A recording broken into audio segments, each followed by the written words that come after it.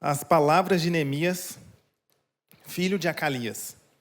No mês de Quisleu, no ano 20º, estando eu na cidadela de Suzã, veio Anani, um de meus irmãos, com alguns de Judá. Então lhes perguntei pelos judeus que escaparam e que não foram levados para o exílio e acerca de Jerusalém. Disseram-me, os restantes que não foram levados para o exílio e se acham lá na província, estão em grande miséria e desprezo. Os muros de Jerusalém estão derrubados e as suas portas queimadas. Tendo eu ouvido estas palavras, assentei-me e chorei, e lamentei por alguns dias. E estive jejuando e orando perante o Deus dos céus. E disse, Senhor, Deus dos céus, Deus grande e temível, que guardas a aliança e a misericórdia para com aqueles que te amam, e guardam os teus mandamentos. Estejam, pois, atentos os teus ouvidos e os teus olhos abertos, para acudires à oração do teu servo, que hoje faço a tua presença dia e noite pelos filhos de Israel, teus servos, e faço confissão pelos pecados dos filhos de Israel, os quais temos cometido contra ti, pois eu e a casa de meu pai temos pecado. Temos procedido de todo corruptamente contra ti. Não temos guardado os mandamentos, nem os estatutos, nem os juízos que ordenaste a Moisés, teu servo. Lembra-te da palavra que ordenaste a Moisés, teu servo, dizendo, se transgredirdes, eu vos espalharei por entre os povos, mas se vos converterdes a mim e guardardes os meus mandamentos e os cumprirdes, então, ainda que vossos rejeitados estejam pelas extremidades do céu, de lá os ajuntarei e os trarei para o lugar que tenho escolhido, para ali fazer habitar o meu nome. Estes ainda são teus servos, e o teu povo que resgataste com teu grande poder e com a tua mão poderosa. Senhor, estejam, pois, atentos os teus ouvidos à oração do teu servo e à dos teus servos que se agradam de temer o seu nome. Concede que seja bem-sucedido hoje o teu servo e dá-lhe mercê perante este homem. Neste tempo eu era copeiro do rei. Amém? Vamos orar mais uma vez? Pai amado, Senhor nosso Deus, nós te louvamos, Pai, mais uma vez, Deus, pelo tamanho privilégio que o Senhor nos dá, que é estarmos na tua presença. O Deus Todo-Poderoso, Senhor dos céus, Deus Criador dos céus e da terra, o Deus que tem nos chamado para o Senhor, que tem propósito nas nossas vidas, Pai. Obrigado, Deus. Onde estaríamos nós, Deus, se não fosse o Senhor, Pai?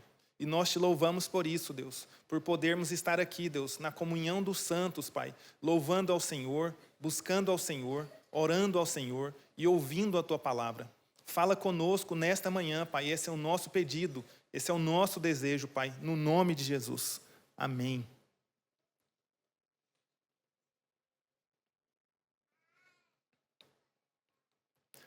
Aproveitando aqui o final das férias, eu quero indicar um filme, não sei se vocês já viram, que chama Jornada pela Liberdade. Esse filme ele conta a história de William Wilberforce. Não sei se alguém já leu a sua biografia ou já ouviu falar dele. E eu gosto muito da biografia dele, da sua história. Ele era um político inglês que, aos 21 anos de idade, ele ascendeu ali ao parlamento. E os historiadores dizem que, apesar das sementes do evangelho terem sido plantadas no seu coração por influência dos seus tios, enquanto ele era criança, foi somente aos 25 anos, em 1784, que ele se converteu, de fato e de verdade. E a partir do momento que ele se converteu, ele teve o seu estilo de vida completamente transformado. E logo após, em 1787, ele, ali numa roda de amigos, de pessoas, ele tomou ciência da situação dos escravos, da situação do comércio de escravos, da situação com que aqueles escravos viviam. E isso deixou ele muito, muito tocado. E ele se envolveu e se engajou naquela causa. E logo após ele se tornou o líder do grupo britânico abolicionista. A causa abolicionista foi a causa da vida dele. De forma que, 2 anos após, em 1789, ele fez o primeiro discurso dele ali no parlamento inglês contra a escravidão. E apresentou a sua primeira declaração em 1791, 2 anos após o primeiro discurso, 4 anos após ele ter tomado ciência. Mas isso foi derrotado. Ele foi derrotado por 163 votos contra 88. Ele tentou de novo, apresentou em 1804, sendo derrotado mais uma vez. Em 1805, ele apresentou pela terceira vez e foi derrotado novamente. Não satisfeito, em 1807, 20 anos depois dele ter tomado ciência daquela situação, mais uma vez ele apresentou ali no parlamento inglês. E ele conseguiu a aprovação. A aprovação do ato contra o comércio de escravos. Ou seja, os navios britânicos eles não poderiam mais comercializar escravos, não poderiam mais trazer escravos da África. Mas aqueles que tinham escravos ali, eles poderiam continuar com seus escravos. Wilberforce, não satisfeito, ele continuou lutando contra isso, contra a escravidão de fato, contra a completa proibição da escravidão na Inglaterra, no Império Britânico. O que aconteceu em 1833. A aprovação do ato de abolição da escravidão. 46 anos após ele se envolver nessa causa. E apenas 3 dias antes dele morrer. Ele se importou, ele se envolveu e ele fez disso a sua causa. Ele se importou com aquelas pessoas. E a semelhança de William Wilberforce, nós temos aqui a história de Neemias, que também foi uma pessoa que se envolveu, que se importou pelas pessoas e viveu por uma causa. E eu também gosto muito de Neemias. Eu me recordo que no seminário, a gente tem provas, trabalhos, né? E uma dessas provas, pelo menos para mim, das mais difíceis, era o sermão de prova. Sermão de prova, a gente ia para o auditório e tinha que apresentar um sermão ali, enquanto todos os alunos se assentavam, como vocês estão, e os professores também, com a pranchetinha, com a caneta e avaliando cada detalhe. Era uma avaliação da dicção, de como você fala, os seus erros de português, o seu conteúdo teológico, se você movimenta, se não movimenta, o tempo que você fala, avalia tudo. A sua imagem, a sua postura. E eu me recordo que um dos sermões que eu fiz foi sobre Neemias, porque ali, naquele momento, ele já me chamava a atenção. E eu quero falar hoje um pouco mais sobre Neemias. Não somente sobre ele, mas as lições que nós podemos aprender sobre a sua vida, sobre o seu livro, sobre as aplicações que nós podemos tomar para as nossas vidas, sobre os princípios que ele observou aqui, que nós podemos observar. Porque a semelhança de Wilberforce, Neemias era alguém que se importava. E a semelhança de Neemias, nós também precisamos nos importar. E o texto, eu peguei uma divisão que é feita em 2 partes. Primeiro, sobre o relato recebido, que nós lemos aqui dos versículos 1 ao 3, e depois sobre como ele reagiu ao relato recebido, que vai a partir do versículo 4. Pois bem, então, qual foi o relato que Neemias recebeu? Nós acabamos de ler aqui. A partir de uma visita que ele recebeu de Anani, um dos seus irmãos, com alguns judeus, ele fez uma pergunta sobre os judeus que escaparam e que não foram levados para o exílio, e perguntou sobre Jerusalém. Então eles responderam que os que ficaram em Jerusalém estavam em grande miséria, estavam em desprezo. Os muros da cidade estavam derrubados e as portas da cidade estavam queimadas. E por que Jerusalém estava assim? Eu vou fazer só um breve panorama para a gente chegar aqui e poder entender melhor. Nós sabemos que Israel, vou voltar um pouco na história, para ficar mais claro por que Jerusalém estava assim. Nós sabemos que Israel, enquanto Reino Unido, ele teve como reis Saul, Davi e Salomão. E a Bíblia nos diz que por conta dos pecados de Salomão, que começou bem, mas não terminou bem, ele desviou seu coração do Senhor, fazendo o que era mal, pois ele seguiu aos deuses das suas esposas. O reino foi dividido quando seu filho assumiu o trono, quando Roboão assumiu o trono. Vejam, Salomão, ele começou muito bem. O Senhor falou com ele. A Bíblia nos diz que ele tinha sabedoria e riquezas como ninguém tinha. Mas por conta das suas mulheres estrangeiras, que era proibido, na sua velhice ele desviou o coração do Senhor. Como o pastor Jesus nos diz aqui muitas vezes, melhor do que começar bem é terminar bem. Porque muitos de nós começamos bem as nossas vidas com Deus. Muitos de nós nos esforçamos para buscar ao Senhor, para criar os nossos filhos no Senhor, para conduzir os nossos negócios da forma que agrada ao Senhor, para estar em comunhão com o povo de Deus. Mas no decorrer da vida, muitos de nós vamos nos esfriando. E isso aqui vale como alerta para nós. Salomão, apesar do Senhor ter falado com ele, a Bíblia diz que o Senhor apareceu 2 vezes para ele. Ele excedeu em riquezas, excedeu em sabedoria todos os demais reis, todas as pessoas, mas infelizmente ele não terminou bem. Porque o coração dele não foi de todo fiel para com o Senhor. Que o Senhor possa falar conosco, a partir da vida de Salomão também, que nós possamos prosseguir e perseverar em seguir ao Senhor. Porque melhor do que começar bem é terminar bem. Nós não podemos permitir que outros afetos, outros amores, outros senhores dividam a atenção e a glória que só pertence ao Senhor. Seguindo, Salomão, então, por conta de tudo isso, o Senhor falou para ele que o reino seria dividido quando seu filho assumisse ao trono. E isso aconteceu quando seu filho Roboão se tornou rei. O reino, então, foi dividido entre Reino do Norte, tendo 10 tribos, com o nome de Israel e a capital em Samaria. E Reino do Sul, 2 tribos, Judá e Benjamim, sendo a capital em Jerusalém.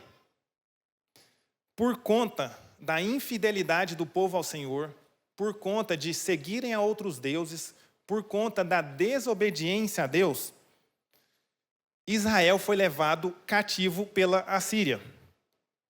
Tempos depois, o reino de Judá, as 2 outras tribos, Judá e Benjamim, seguindo o mesmo caminho de Israel de infidelidade, de desobediência, foi levado cativo pela Babilônia. Com isso, Jerusalém foi destruída. O templo foi destruído, os muros foram destruídos, as portas da cidade foram destruídas. A cidade ficou completamente vulnerável. Mas a Babilônia, ela foi depois alcançada pela Pérsia, foi conquistada pela Pérsia. Em Esdras, o livro antes de Neemias, capítulo 1, diz assim, que no 1º ano de Ciro, rei da Pérsia que conquistou a Babilônia, que conquistou Judá, para que se cumprisse a palavra do Senhor por boca de seus profetas, Jeremias profetizou nesse tempo, Isaías, Ciro permitiu o retorno do povo judeu para Jerusalém, para edificar uma casa ao Senhor. E esse retorno dos cativos se deu em 3 levas. Primeiro, sobre a liderança de Zorobabel, para reconstruir o templo. Depois, sobre a liderança de Esdras. E depois, a 3ª leva, sobre a liderança de Neemias, para reconstruir os muros e os portões. Chegamos, então, em Neemias. Um breve panorama para a gente entender onde que ele está na história, onde que ele está na Bíblia. Agora, o que eu acho interessante a gente perceber aqui é que todo esse movimento, Israel foi conquistado pela Síria, Judá foi conquistada pela Babilônia, Babilônia foi conquistada pela Pérsia, e o rei da Pérsia permitiu o retorno. Tudo isso, o Senhor continuou governando. Tudo isso, o Senhor estava à frente. Tudo isso, o Senhor nunca perdeu o seu domínio, nunca perdeu a sua autoridade, nunca perdeu o seu governo. Como nós cantamos aqui pela manhã. O Senhor é quem controla todas as nações. O Senhor é quem controla reinos. O Senhor é quem controla governos. E foi o Senhor que moveu o coração de Ciro para que o povo voltasse a Jerusalém. Ciro, que era persa e não servia a Deus, mas ele reconheceu que era o Senhor Deus dos céus. O Senhor Deus dos céus.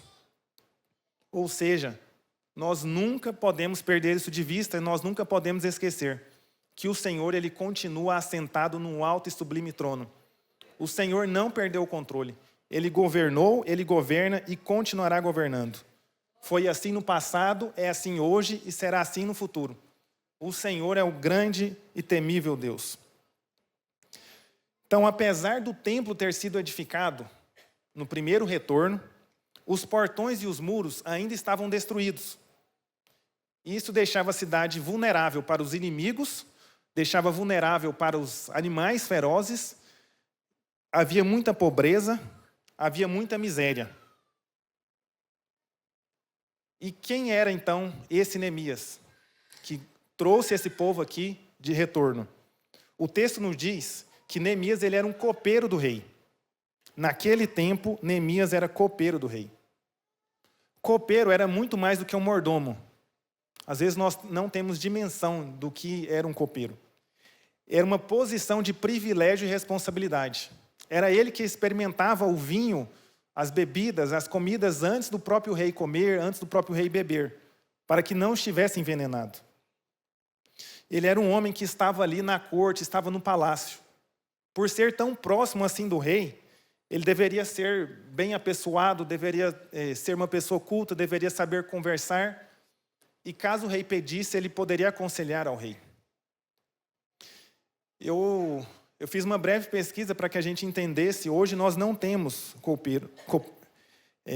copeiro, mas seria uma mistura de um assessor especial, de um conselheiro, de um guarda-costas pessoal e até mesmo de um chefe de gabinete. Ele era uma pessoa que estava ali próximo. Vejam, Neemias ele não era profeta, Neemias não era sacerdote, Neemias não era rei, Neemias não era um nobre, Neemias era um servo que havia sido levado para aquele lugar, um cativo que servia a Deus como copeiro. E isso nos ensina mais uma coisa. Da mesma forma que Deus ele é quem governa as nações, Deus é quem governa as nossas vidas. Ele que colocou Neemias ali. E ele que nos coloca onde nos coloca. Não é a nossa força, não é o nosso intelecto, não é a nossa capacidade, não é o nosso muito falar. É o Senhor quem coloca. Isso mostra que Deus coloca quem Ele quer, aonde Ele quer. Foi Deus quem colocou Esther, uma geração antes, como rainha. Foi Deus quem colocou Daniel ali na Babilônia. Foi Deus quem colocou José como o segundo homem mais importante do Egito. É Deus quem tem nos colocado onde Ele tem nos colocado. E Ele nos coloca aonde Ele quer. E o texto nos ensina que Ele nos coloca onde Ele quer, mas independente de onde Ele nos coloca, nós nunca podemos esquecer quem nós somos e quem é o Deus que nós servimos. Neemias sabia disso. Neemias sabia que Deus havia colocado ele ali. E mesmo estando naquela posição privilegiada, ele não poderia esquecer dos seus irmãos que estavam sofrendo ali em Jerusalém. Deus nos coloca onde nos coloca, da forma que Ele quer, mas nós não podemos esquecer, não podemos fechar os olhos para as necessidades dos outros. Um comentarista diz que a ciência da situação, o conhecimento da situação, nos responsabiliza perante Deus e perante os homens. Neemias se sentiu responsável aqui por aqueles irmãos. Independente de onde o Deus nos coloca, nós precisamos estar atentos às necessidades uns dos outros. E esse relato nos ensina isso, do versículo 1 ao versículo 3. Mas nos ensina também uma outra coisa, o relato que nós lemos e vemos aqui. Que num dia como outro qualquer, Neemias encontrou com seu irmão, que havia acabado de voltar de uma visita a Jerusalém. Num dia como outro qualquer, Moisés, o Senhor apareceu para ele numa sarça ardente. Num dia como outro qualquer, Davi estava pastoreando as ovelhas do seu pai e ele foi ungido rei de Israel. Num dia como outro qualquer, Pedro, Tiago, André e João passaram a noite pescando e não pegaram nada. O Senhor apareceu para eles e os chamou para serem pescadores de homens. Nunca sabemos o que Deus tem reservado para nós num dia como outro qualquer. Porque para o Senhor não há um dia qualquer. Para o Senhor não há uma conversa qualquer. Porque o Senhor governa as nossas vidas e tem tudo sob seu domínio e tudo sob seu controle. Nunca sabemos o que Deus tem reservado para nós. Por isso nós precisamos estar atentos e nos importar com aquilo que nos chega.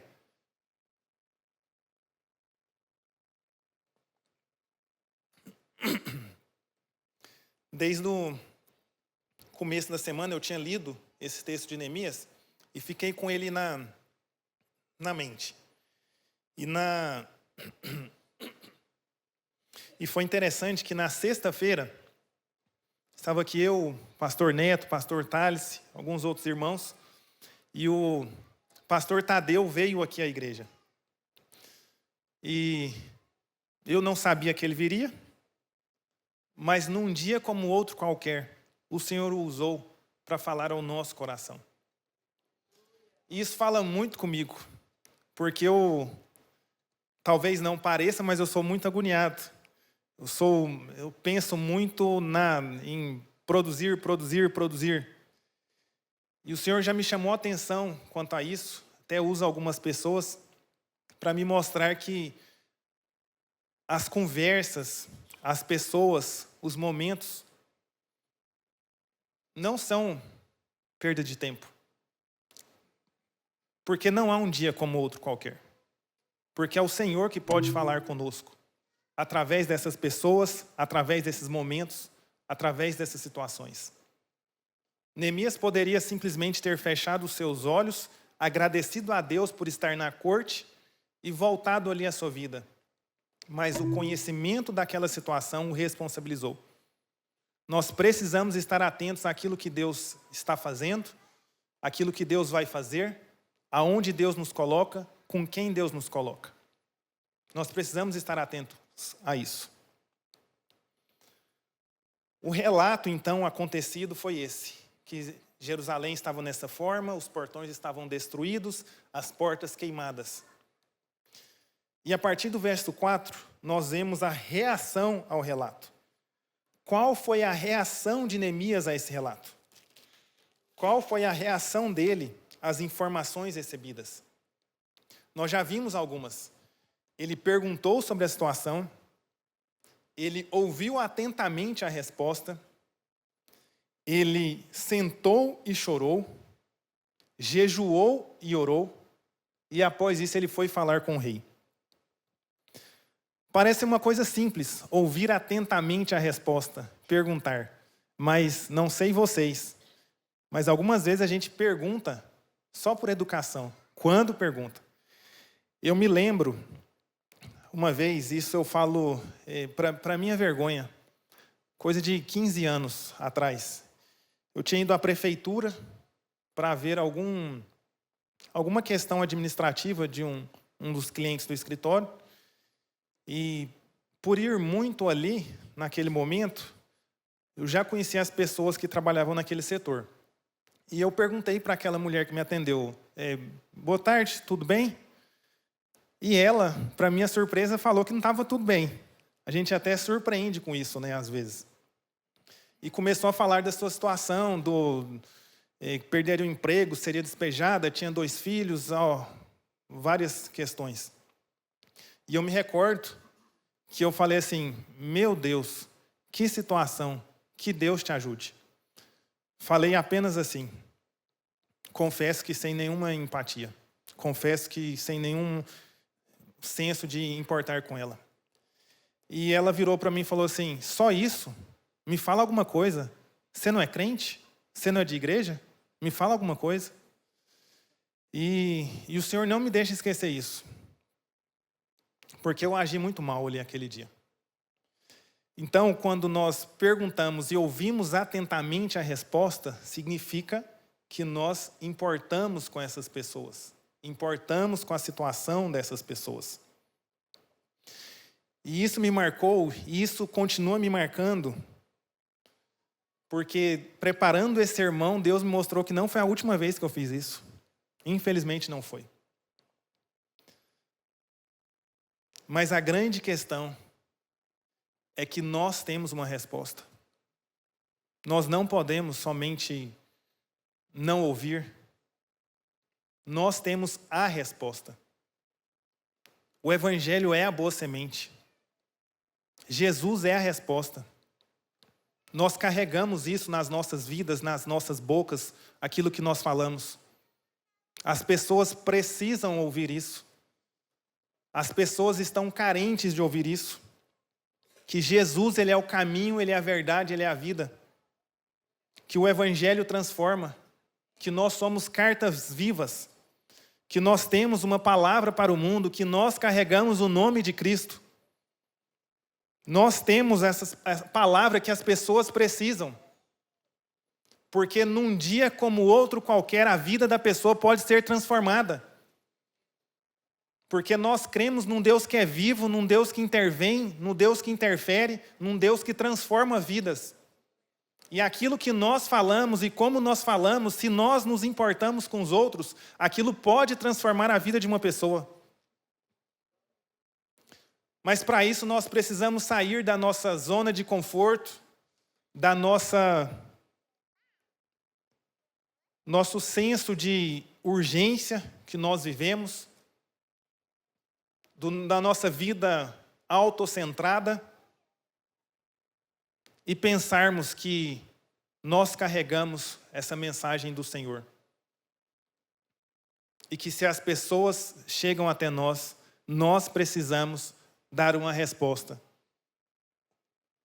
Que o Evangelho transforma, que Jesus é a vida, que Jesus nos transformou, que nós somos quem somos por conta do Senhor, que nós cremos naquele que é vivo e que tudo faz. Neemias, ele perguntou, Neemias, ele ouviu atentamente a resposta, ele chorou e lamentou. Porque o problema do seu povo se tornou o seu problema. E o que tem nos feito lamentar? O que tem nos feito chorar? Nós ainda lamentamos e choramos pela dor uns dos outros? Nesse primeiro semestre, nós tivemos algumas multiplicações dos pequenos grupos aqui da igreja. E nós tivemos a oportunidade de participar de várias. E confesso, eu tenho certeza que foi assim para os meus irmãos que estiveram comigo também. Como nós somos abençoados em ouvir o testemunho uns dos outros, de saber aquilo que Deus está fazendo, de saber aquilo que Deus fez, de saber aquilo que Deus transformou. Como nós somos abençoados em ver como essa comunhão santa, essa comunhão cristã, ela transforma vidas, pessoas se importando uns com os outros, esse ambiente de graça. O Senhor tem tido misericórdia e graça conosco de fazer parte disso. Mas a pergunta é, e eu? Eu tenho me importado com o outro a ponto de chorar, lamentar? Um pouco mais aqui no texto, eu tenho me preocupado com o outro a ponto de jejuar e de orar? No domingo passado, no culto da noite, o pastor Jesus nos trouxe uma palavra poderosa sobre o jejum. Que o jejum é demonstrar a dependência de Deus, é demonstrar que necessitamos mais de Deus. Necessitamos mais de Deus do que o pão cotidiano. Nós jejuamos para entender a vontade de Deus para as nossas vidas. Neemias aqui jejuou para saber o que fazer, porque o povo estava em grande aflição e precisava de algo, precisava de uma intervenção divina. A força dele era insuficiente para realizar o que foi realizado. Havia necessidade grande, havia uma necessidade óbvia. E Neemias sabia que só o Senhor poderia fazer o que foi feito. Porque o texto diz que ele falou com o rei, o texto diz que ele pediu cartas de recomendação ao rei para os governantes em que ele passaria na estrada. O texto diz que ele pediu carta para que as madeiras ali fossem ledoadas. O texto diz que o povo foi mobilizado, houve ataque de inimigos, a dureza da obra, as pessoas ali escravizadas, desprezadas na miséria, eles não eram rápidos construtores, eles não eram soldados, não eram um exército. Mas Neemias jejuou. Por isso Neemias jejuou. Porque ele sabia que a causa era difícil e precisava buscar a Deus pelo jejum. Percebam, como eu já disse, o conhecimento daquela situação, a partir do relato recebido, tudo isso foi acontecendo. E Neemias, além de jejuar, ele buscou a Deus em oração. Ele orou e buscou perseverantemente a Deus em oração. E Neemias, ele é conhecido como um homem de oração. Apesar de ser muito usado em cursos de liderança, em cursos de gestão, ele era um homem de oração. O livro começa e termina com orações de Neemias. Ele era um homem de fé que dependia única e exclusivamente do Senhor. E a oração dele nos mostra alguma coisa. A primeira coisa é a quem orar. O que nos ensina? A quem orar. No versículo 4, 5 diz: Senhor, Deus dos céus, Deus grande e temível. Deus dos céus foi o título que Ciro usou para o Senhor dos exércitos. Ciro servia e conhecia vários deuses. Mas ele sabia que só havia um único e verdadeiro Deus. Mas o nosso Senhor, apesar de ser esse Deus dos céus, ele é o Deus que intervém. Ele não é só transcendente, esse Deus grande e temível. Ele é o Deus que veio até nós. Ele é o Deus imanente, ele é o Deus que guarda a aliança e a misericórdia conosco, como está escrito aqui. E a que tipo de Deus nós oramos quando nós buscamos a esse Deus? A um Deus pequeno que vai nos servir como se nós fôssemos os próprios deuses? Ou a esse Deus grande e temível? A esse Deus todo-poderoso, digno de louvor e adoração, que tem todo o poder e toda a autoridade, que cumpre fielmente as suas promessas? Há um Deus que está agindo na história, conduzindo a história a um propósito determinado. É a esse Deus que nós oramos. Por isso Neemias orou, por isso Neemias jejuou, por isso nós precisamos jejuar, por isso nós precisamos orar. Para um Deus que não tem problema difícil demais, para um Deus que não conhece coisas impossíveis, porque Ele é um Deus todo-poderoso, Ele é um Deus grande, que governa não somente as nações, as nossas vidas, as nossas famílias, a nossa história, e que nos levará e levará a história do mundo a um fim determinado. A esse Deus nós oramos. É desse Deus que nós temos esperança. Por isso Neemias orou. E nós aprendemos também, pela oração de Neemias, que o fato do seu lamento, do seu choro, da sua dor, o súplica da sua oração, é pelo seu povo que estava sofrendo. E é interessante que não foi na geração de Neemias que o povo foi levado.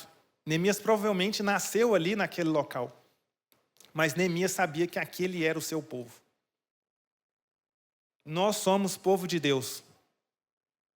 E infelizmente temos chorado e orado pouco pelo povo de Deus. Nós precisamos orar uns pelos outros, porque nós servimos a um Deus vivo que intervém. E é interessante que eu, lendo isso daqui, aqui no louvor me veio à mente, eu estou com esse dedinho aqui machucado. É uma pequena fratura aqui, mínima, Mas é impressionante como isso causa desconforto e como um dedinho interfere na mão que sobrecarrega outra mão. Nós somos o corpo de Cristo. Nós somos membros deste único corpo. Quando um de nós sofremos, todo o corpo sofre.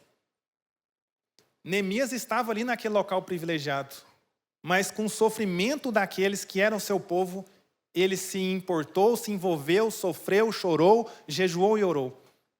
Nós muitas vezes estamos anestesiados pelo tempo presente e não conseguimos mais nos envolver, nos importar, orar, chorar, jejuar e buscar a Deus pelo outro. Nós precisamos entender que as necessidades uns dos outros, elas nos responsabilizam. Comentando sobre esse texto, Martin Lloyd-Jones, ele diz que a verdadeira oração e real obra espiritual, elas surgem de um profundo sentimento pelos outros. Um profundo sentimento pelos outros. Esse é o princípio de toda obra cristã. Nós oramos porque importamos com as vidas das pessoas.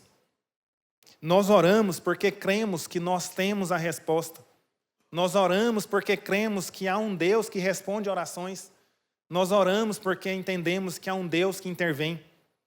Nós oramos também porque sabemos o que o pecado causa na vida das pessoas. Nós sabemos a mazela que causa. Nós sabemos a destruição que é uma vida longe do Senhor. Por isso nós oramos. Porque nós nos importamos uns com os outros. Nós sabemos que a resposta para o pecado, ela é Jesus. É confessar o pecado, é arrepender dos seus maus caminhos, é entregar ao Senhor Jesus. Nós sabemos disso. Por isso nós oramos. Por isso nós jejuamos. Por isso nós lamentamos, porque nós nos importamos. Mas a reação dele não parou por aí. Após todo esse envolvimento, sentindo esse direcionamento, após ter jejuado, após ter orado, não tendo feito as coisas na sua própria força, no seu próprio jeito, ele buscou falar com o rei. Vejam a importância da ordem. Primeiro buscar a Deus, buscando o favor do Senhor, para depois buscar falar com o rei. Muitas vezes nós nos envolvemos em algumas situações e precisamos e queremos dar respostas rápidas. E depois de respondermos do nosso jeito, nós percebemos que não foi a resposta certa. Aqui nós aprendemos também a forma certa de agir. Buscar ao Senhor primeiro, para depois buscar ali falar com o rei. Porque a oração, ela deve preceder essa ação. Não que a oração não seja ação, mas é uma forma de você não agir diante dos homens, mas agir diante de Deus. Mas da mesma forma, a oração também ela não substitui, ela não inibe o trabalho, aquilo que Deus coloca nas nossas mãos para fazer. Porque a oração ela faz parte do trabalho. Ela é o maior trabalho. Porque o maior rei da terra está debaixo da autoridade do rei dos céus. O maior problema que para nós é intransponível está debaixo da autoridade do rei dos céus. Porque as nossas vidas estão debaixo da autoridade do rei dos céus. A realidade do seu povo havia responsabilizado Neemias. A realidade da sua posição, entendendo que Deus colocara ele ali por um propósito, havia responsabilizado Neemias. Neemias sabia que Deus que havia lhe colocado ali. Deus nos coloca onde Ele quer. E é interessante que o nome de Neemias significa o Senhor consola. E Neemias, ele consolou o povo ali naquela situação. E nós, meus irmãos, nós temos o Consolador conosco, o Espírito Santo de Deus em nossas vidas. E a semelhança de Neemias, nós somos pessoas a serviço de Deus e a serviço daquilo que Deus nos coloca para fazer. A realidade que cada um de nós temos, ela nos responsabiliza diante do Senhor. E o texto segue, depois vocês leem o livro, que com a ajuda do Senhor, ele conseguiu. Em 52 dias os muros foram restaurados. Em 52 dias aqueles muros foram reconstruídos. As portas foram restauradas. Houve alegria ali naquele povo. Aqueles que voltaram ali puderam celebrar a Deus. A lei foi trazida ali para eles. Houve celebração ao Senhor, confissão de pecados, arrependimento, busca ao Senhor. Porque Neemias se importou. William Wilberforce, ele se importou com os escravos, a ponto de lutar e dar a sua vida por aquela causa, de entender que a posição em que ele estava, que Deus havia colocado, tinha um propósito, não apenas para benefício próprio. Neemias entendeu isso e sabia que Deus havia lhe colocado ali, e ele sabia o que precisava fazer para servir a Deus, para agradar a Deus, para obedecer a Deus. A Bíblia nos dá diversos casos disso. Abraão se importou e salvou Ló de Sodoma. Moisés se importou e livrou os hebreus do Egito, ouvindo a Deus e indo ali falar com Faraó e tirando e conduzindo aquele povo pelo deserto. Esther se importou e arriscou a sua vida, falando ali com o rei, se tornando rainha e salvando o povo judeu do extermínio que estava prometido. Jesus se importou comigo e com vocês, a ponto de morrer numa cruz para nos salvar dos nossos pecados. A ponto de deixar a sua glória, se fazer homem, ser humilhado, ser exposto à vergonha pública, para que eu e você tivéssemos vida, para que eu e vocês pudéssemos nos importar com os outros. Eu lembro que uma vez eu li um livro do Tim Keller, eu não lembro o livro e não tenho completa convicção da citação dele, mas eu me recordo que é algo nesse sentido, que se você vê um caminhão desgovernado indo de encontro a uma pessoa que você conhece, mesmo que aquela pessoa não acredite que o caminhão está indo em encontro a ela, mesmo que aquela pessoa não está vendo, se você se importa com ela, você vai fazer aquilo que estiver ao seu alcance para que ela não seja atropelada. Você vai gritar, você vai falar, você vai empurrar, você vai pular nela, mesmo que ela não esteja vendo. Da mesma forma que esse caminhão é real, porque nós vemos, nós sabemos aquilo que é real. Nós sabemos onde está a verdadeira vida. Então eu me pergunto, será que nós não importamos com aqueles que estão perecendo? Ou será que nós não cremos na verdade, na mensagem que nós falamos? Porque se nós cremos naquilo que nós falamos, naquilo que está na palavra, que Jesus veio, Jesus nos salvou, Jesus nos libertou, Jesus é a verdadeira vida, Jesus foi nos preparar lugar, nós nos importaremos com aqueles que estão perecendo. Então eu quero encerrar essa palavra fazendo essa pergunta para nós. Com quem nós temos importado? Com o que eu tenho importado? Pelo que eu estou lamentando? Eu creio que o Senhor Jesus, que me resgatou, me restaurou e me colocou onde eu estou? Se eu creio nisso, eu me colocarei como resposta aonde eu estou. A obra de Deus ela é feita por pessoas que se importam. Nós só estamos aqui porque alguém se importou conosco. Nós só estamos aqui hoje porque alguém se importou conosco. E eu quero convidar vocês a curvarem suas cabeças, fecharem seus olhos, para que nós possamos orar. mediante a palavra do Senhor para nós essa manhã.